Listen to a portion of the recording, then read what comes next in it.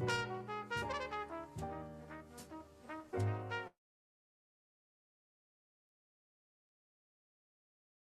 everyone. My name is Julie Mulvihill, and I'm the Executive Director of Humanities Kansas, and welcome to The Big Idea. The Big Idea is an online program to highlight and inspire fresh thinking in humanities scholarship, and we are so glad that you've joined us today at noon. You know, this year, 2024, is the 70th anniversary of the landmark Supreme Court decision, Brown v. Board of Education of Topeka.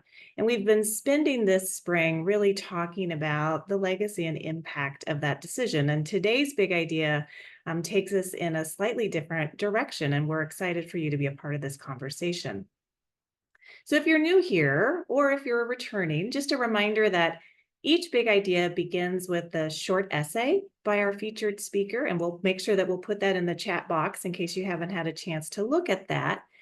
And within that essay, you'll find additional resources like films and books and articles, and these are intended to help spark a conversation between you and your friends and your family. And we hope that you'll have these conversations around the dinner table or during movie night or a walk in the park to really extend the impact of what you've learned today. The big idea presentation today then builds from that essay and gives us the opportunity to ask those questions directly of the author and the presenter. And so it's a really exciting opportunity for all of you here today. And so we'll welcome your questions. You can put them in the Q&A or you can put them in the chat box, whichever you're more familiar with. To start us off, I'd like to introduce our guest host, Marlo Angell. She's hosting today's big idea. Now, if you have joined us before, you know that normally Dr. Valerie Mendoza is our host, but we've turned the tables today, and Valerie is going to be our presenter. So I want to tell you a little bit about Marlo before we turn it over to her. Marlo has a degree in cinematic arts from the University of Southern California.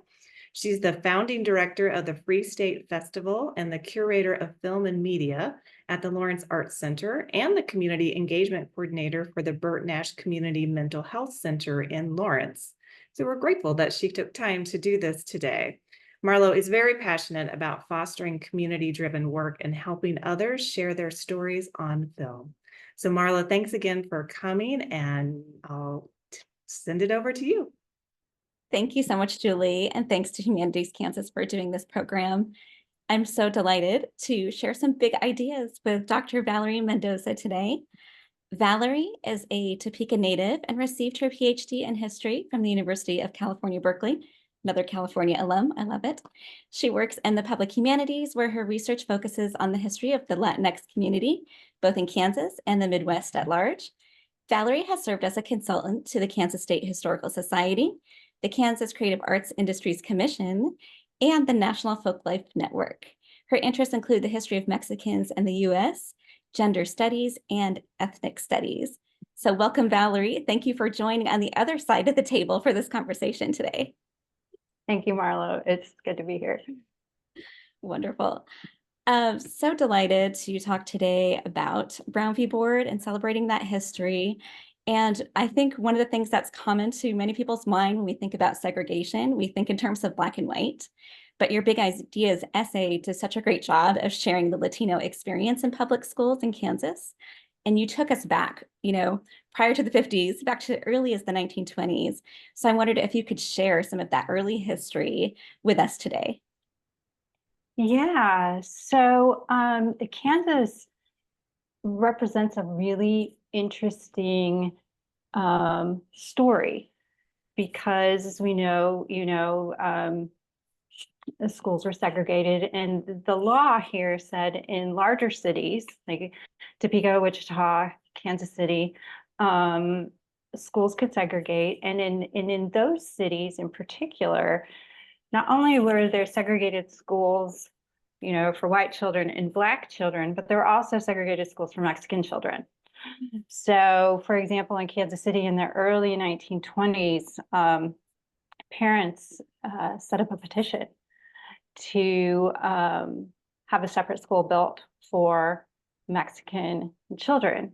And in 1921, the Clara Barton School opened, and that was for Mexican children. And then the parents were like so successful, they were like, hey, we want more separate schools for Mexican children. So a couple of more, opened, in subsequent years. And the reasoning behind all this was that, this was a time of large immigration to the United States, not just from south of the border, but also from Europe. And there's a lot of rhetoric going around that, immigrants cause disease.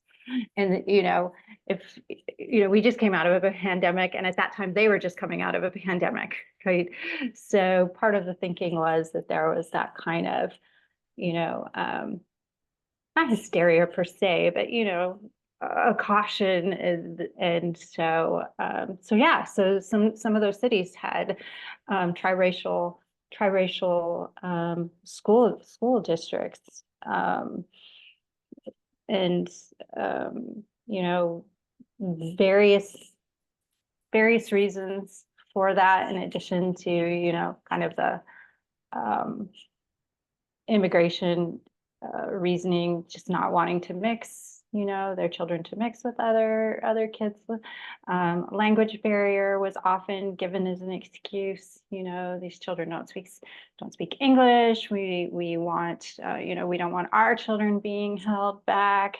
They're not familiar with our customs. So the need to Americanize children was also another big reason. But as we know too, schooling wasn't the only place that people were segregated. I mentioned in my essay, not being able to swim in public schools in Lawrence, Topeka, Kansas City, Garden City, all over places out in the West, not being able to be served in restaurants.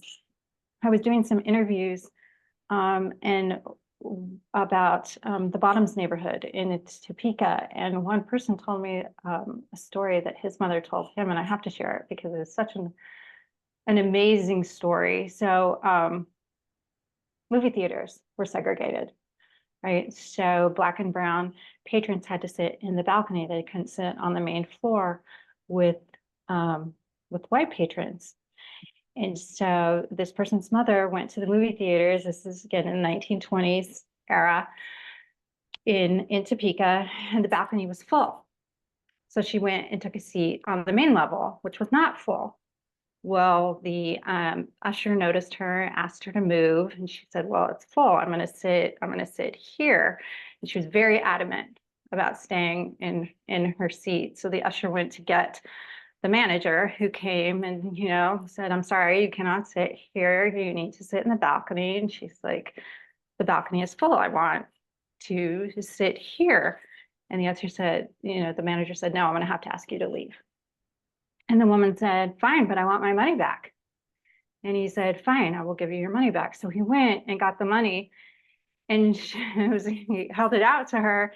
And she said, that's not my money. I want my money, the money I gave you to get in here. And the manager says, looks at her, and he's like, what's the difference?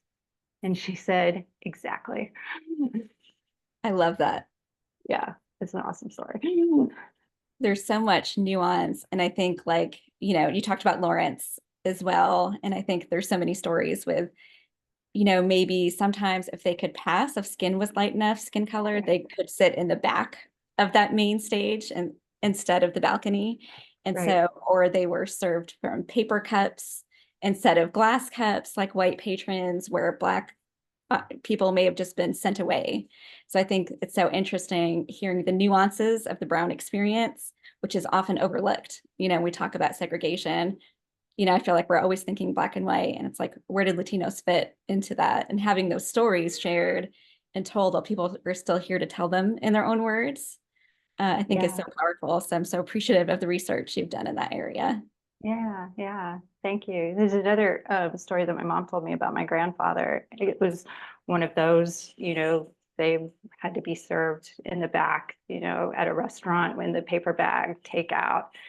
Well, my grandfather was very light skinned. And so he went into the restaurant, placed his order, in English. He was born here. He spoke perfect English.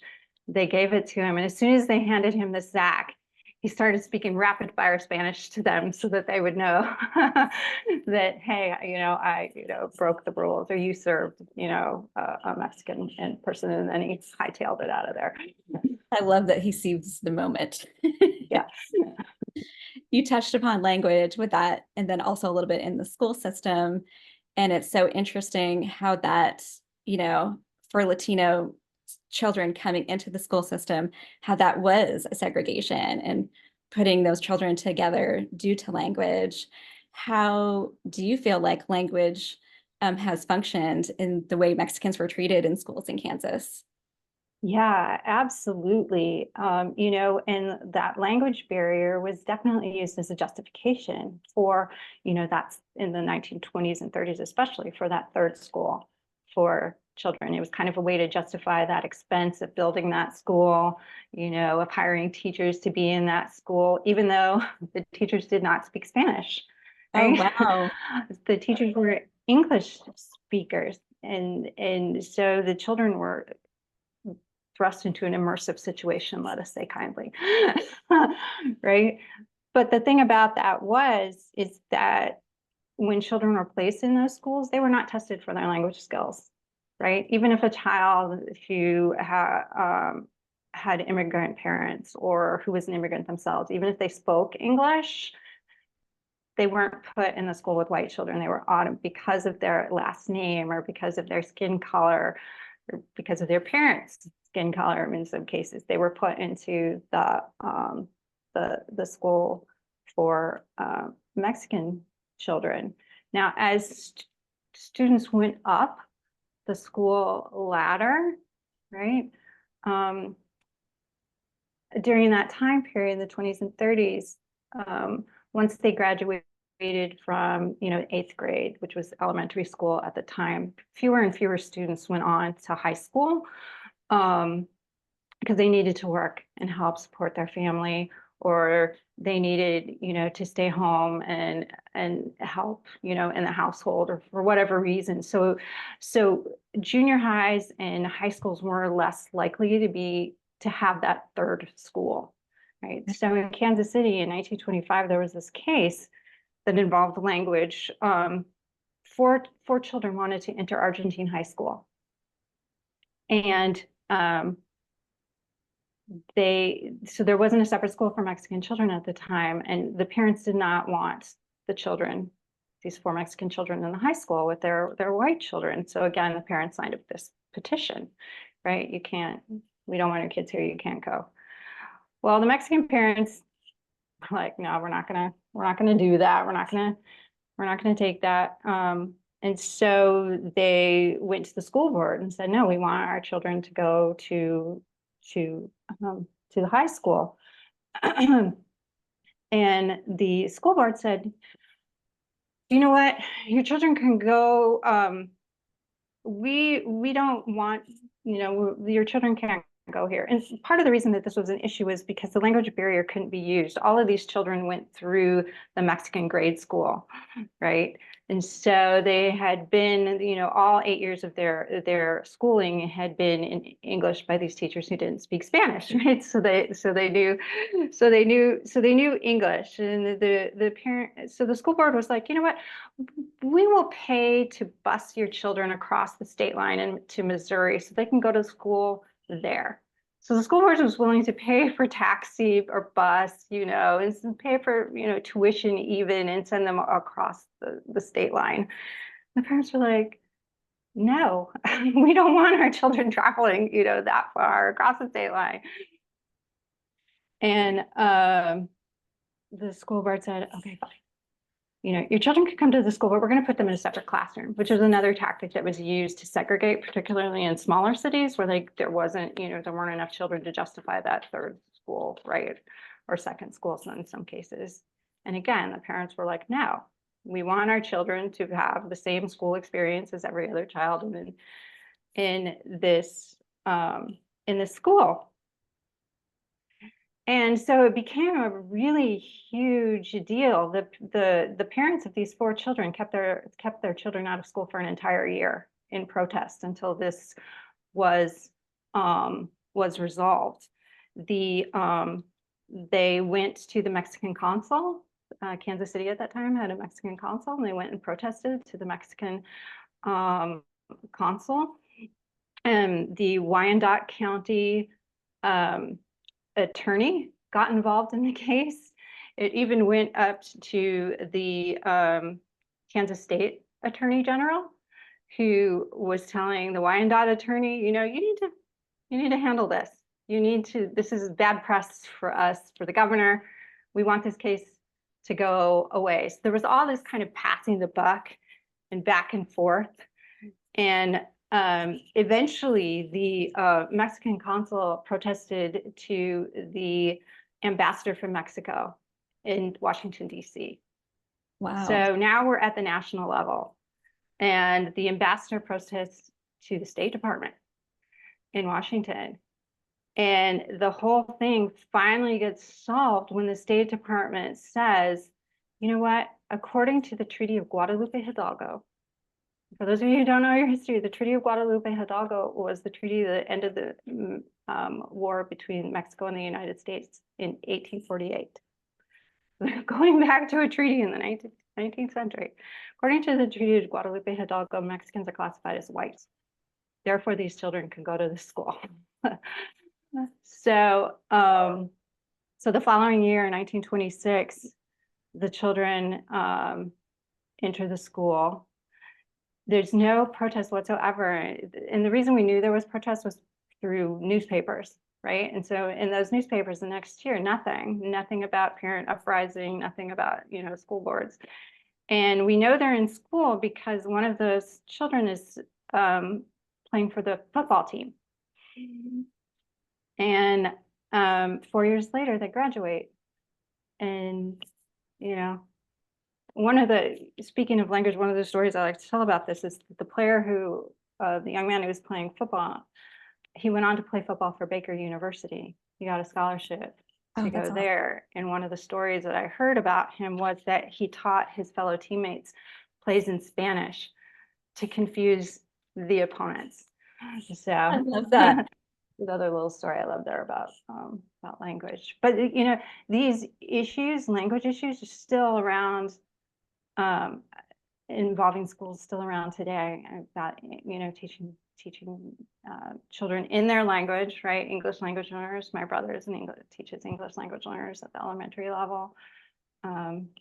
So yeah, it's so interesting because other countries value having a second language, and it's so interesting how that's used to segregate children. And do you think that that's had some generational impact? So the kids that came over and were segregated due to language, did that have an effect on future generations as people were raising their own kids? And how does that? Yeah, that's a great question. I'm just going to use myself as an example and say yes.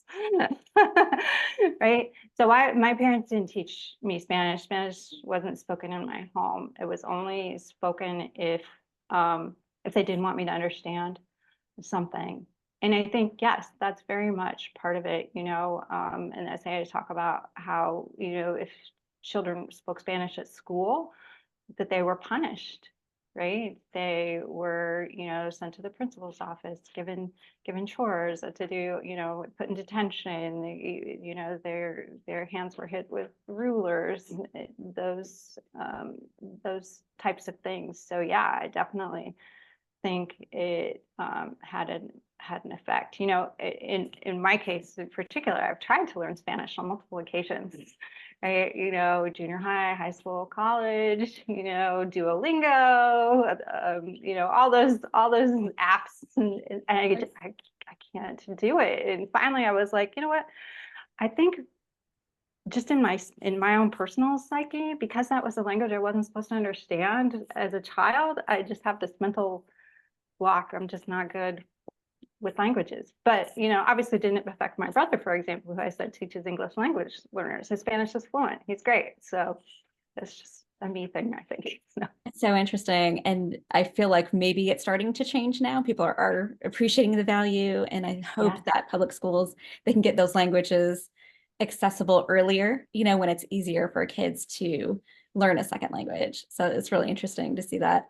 What I loved about this history that you shared with the Kansas City case that I wasn't aware of till I read your essay, and now hearing more about it today, was just the activism that the community really had to do grassroots on their own. And Absolutely. so I loved how your essay kind of took us through national Chicano civil rights from the 60s, 70s era. And could you talk a little bit about that and how that affected people here in Kansas? Yeah. So, these segregation issues were more than just school, right? As we talked about, they were, in public spaces. They extended to what kind of job you could get. They extended to if you could vote, even, right? Um, so, um, so throughout all these years, so for example, there were all sorts of grassroots activism, right? So in Texas, for example, in 1929, the League of United Latin American Citizens is formed to combat discrimination, and eventually that organization has councils all over the country. The GI Forum was founded again in Texas after World War II to combat discrimination against, veterans. Um, I think we're more familiar with farm workers' rights through Cesar Chavez and Dolores Huerta. That started in the 1960s. And these things did not happen in a vacuum. When we discuss the Chicano movement, we often think of Cesar Chavez, we think of, high school walkouts that happened in Los Angeles. But people in Kansas and the Midwest in general are very much aware of what was going on. I was doing some research for this project on the Chicano movement in Kansas, and I was really shocked at how, even in mainstream newspapers like the Kansas City Star and the Topeka Capital Journal, there were articles on the Chicano movement, often portraying them as, radicals, right? People who were causing trouble, that sort of thing. But activists here use those as inspiration, right? So, for example, there were walkouts at high schools all over Kansas. Topeka High, in Kansas City, Argentine High School, in Wichita, in the early 70s, students in protest, not just to skip school, maybe some of them, but I think in genuine protest, walked out of high school to lobby for classes that taught them their history, right? Things that we've been talking about today. To even up to that point, students could be called out or punished for speaking in Spanish to one another, right? To end practices like that, to end tracking, right? So I know when my father was in high school at Topeka High in the late 50s, he tells me they wanted to track me into vocational education, but that's not what I wanted. But because I was Mexican, that's where they were pushing me towards. I wasn't encouraged to take those upper level classes, right? And he resisted. And years later, I met one of his friends who we went to high school with. He was actually on a former member of the board of directors of Humanities Kansas, Jim McHenry. And he came up to me and he said, "You know what? I would not have passed math, algebra without your dad." It's like, really?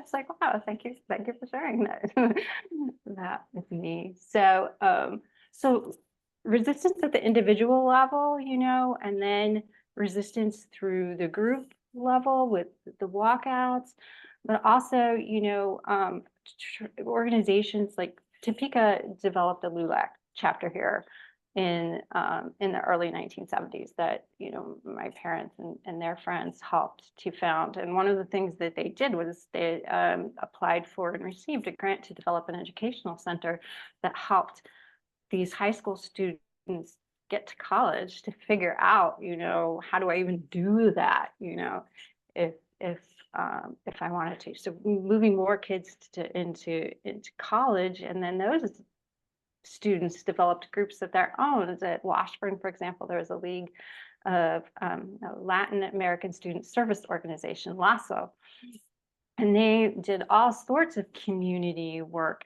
not just encouraging high school kids to go to college, but also, you know, um, helping people in the community.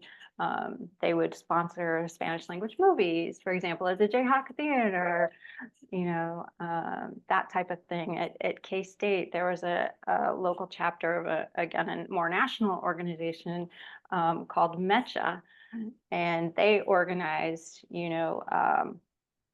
a student conference, a statewide student conference for high school and college students. And they brought in Teatro Campesino, which was the really premier legendary theater group from California, who was really well known at the time. And so all sorts of synergy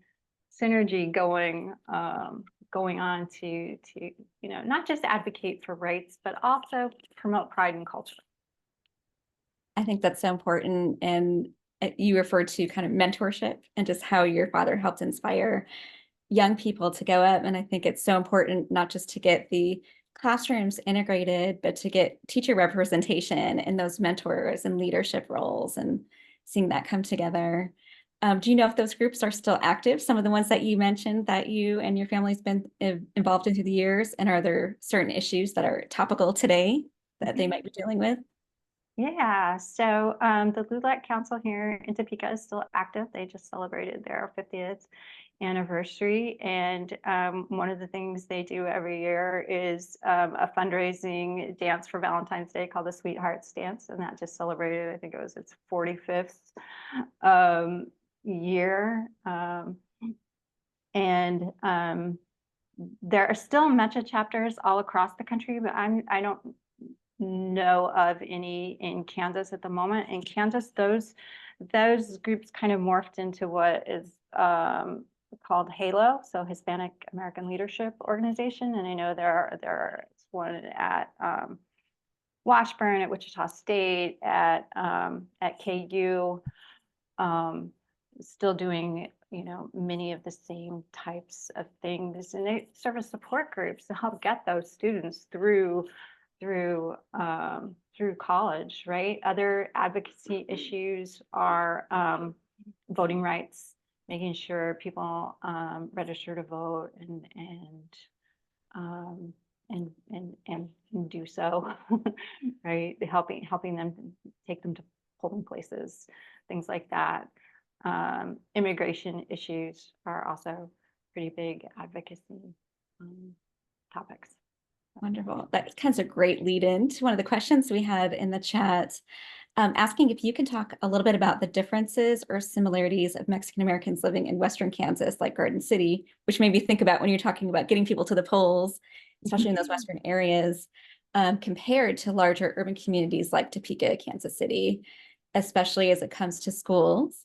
And follow up, what about small rural communities where there may have been very small populations of Mexicans? Yeah, that's a great question. I'm glad that was asked. So in this earlier period that I was talking about, as I mentioned, there wasn't enough population or enough funding to provide separate school for Mexican children. That didn't stop people from segregating them, right? So they were often segregated into a separate classroom, right? And in the case, there was this case I came across of in Newton, where students were put into not just a separate classroom, but they were just automatically assumed A, that they couldn't speak English, and B, therefore they were developmentally disabled, and were given that curriculum, again, without any sort of testing. And the person whose interview I read said that their curriculum consisted of crayons, paper, and scissors, and that's pretty much all they did all day. There was no, teaching beyond, very elementary level. And this person went on to share that, he had gotten into some sort of trouble at school at the elementary level, and after school one day had his punishment was to sweep the hallways. And as he was sweeping the hallways one day, the principal of the school happened to walk by and started speaking to this student, and the student responded in perfect English. And it came about, that the principal was like, well, you don't belong in this classroom. I'm going to put you in you belong in the classroom with all the other children your age and your grade. And so that's what happened. The person went on, to graduate from the elementary school and move up into high school and whatnot. But if that chance occurrence had not happened, his life would have taken a completely different trajectory. And that was just one person, right? So Thinking about all the people that didn't have that person to notice them or to help mentor them on a different path. Yeah, exactly. We had another question in the chat. How did the Mexican community experience change in their own school situation after 1954 because of the Brown decision? Yeah. So a couple of things. So, and this kind of goes back to the rural question as well. A lot of Mexican students went to Catholic schools because they were Catholic. And so that wasn't forced de jure segregation, right? By law, it was de facto segregation. And again, the teachers, who were oftentimes nuns in these Catholic schools, did not speak Spanish. Its language so language could be a barrier for children who were either immigrants or children of immigrants. So, and that was one way.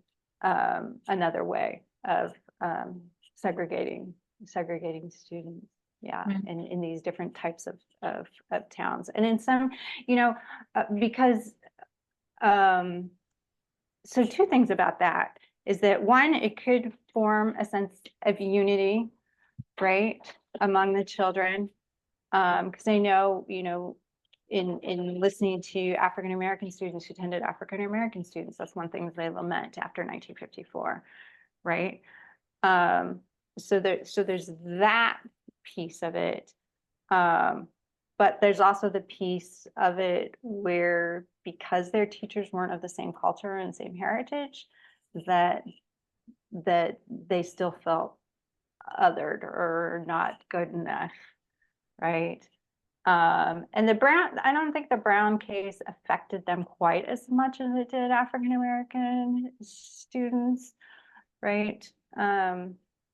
Because, like I said, in some cases they're in the same school, just different classrooms, or, only the really big cities had those separate schools. So, for example, the Clara Barton School in Kansas City that I mentioned, or Topeka had Branner Annex, that were public schools that were separate after 1954. The schools either closed or they became integrated. Yeah, I love that you talked about the unity, because when I do talk to, doing the research on the La Yarda East Lawrence community, there's a lot of fondness for that close proximity in which they lived and all going to school together. Do you think there's ways like that, as things spread out and like kids are all in different schools and neighborhoods are spread out, how do you think cultural communities keep those traditions alive and keep those connections? Are there new ways we can still keep those cultural things that bond us together in this new landscape? Yeah, I think that's a great question. I think that's the sort of kind of the new activism in some ways. You know, several communities, Kansas City, Topeka, Newton, Hutchinson, Garden, they have fiestas that is celebrated going back decades and decades, right? And so that's one way that, you know, that sense of community, unity, culture is kept alive. And I think those are in particular lovely because it's also a way to integrate, or a way newer immigrants can integrate into the community and infuse those older traditions, right, with their the new traditions that they're bringing in as well, and it just kind of helps to reinforce culture. So, you know, those are some things. One thing that immediately sprung to mind. I love that. And I think, yes, so many communities in Kansas have those fiestas that bind us, and it's such a wonderful time to get together. There's another question in the chat. Can you speak about why children were not placed in the Black schools? Was this just furthered perpetration of white supremacy and classism? Yeah, so that's a really good question. Among Mexican and Hispanic communities, there is a lot of colorism. And and the other piece would be, as new immigrants, they could see this biracial divide between Black and white, right? And if you're looking at the very, very negative ways that Black people are being treated, you don't want to be lumped in with them, right? And so they did resist that, even though the question is correct in that they dominant white culture did try to lump the two together, right? But yeah, there was definite resistance on the part of Mexican communities, in particular here in Kansas, to being grouped in there. The next question, you mentioned de facto segregation. Can you explain what that is a bit more if there is time? Yeah, so de facto would be like parents who sent their kids to the Catholic school, for example, or, you know, having separate by choice, right? There were, you know, movie theaters that, you know, would show Spanish language films, for example. But it wasn't necessarily something that was forced upon, you know, people to only be able to go to Spanish language films, right? So in some ways, it's a way, like I said, to maintain culture, right? But in other ways, no. So for example, while Mexican people of Mexican origin might have settled in certain neighborhoods all together and created that unity, right? Sometimes it was because, oh, well, my cousin lives there, I want to live in the same neighborhood, right? Or some other family member or something like that. That would be de facto, right? But there could be a larger force at play where I can't move into this other neighborhood because they won't sell to me because I'm Mexican, right? So that would be kind of some examples of de facto versus de jure by law. Those were great examples. Here's a really good question. Valerie, is your research ongoing? And if so, what pieces of the story do you think are still missing? Yes, my research is definitely ongoing, and almost every day I think of something new that would be an awesome an awesome research topic. So my research agenda kind of started with that immigrant period in the 1920s, pre-World War II. And right now, my research agenda is mostly focusing on the Chicano movement. You know, I'm getting ready to start a project funded through Humanities Kansas, interviewing Vietnam era veterans and their families who are of Latino origin. A lot of organizations, I mentioned LULAC here in Topeka, are having their 50th anniversary. MANA is another national group whose local chapter is having their 20th anniversary soon. I'm also doing a project on the Hispanic Chamber of Commerce, which is having their 50th anniversary soon. So a lot of this Chicano era stuff is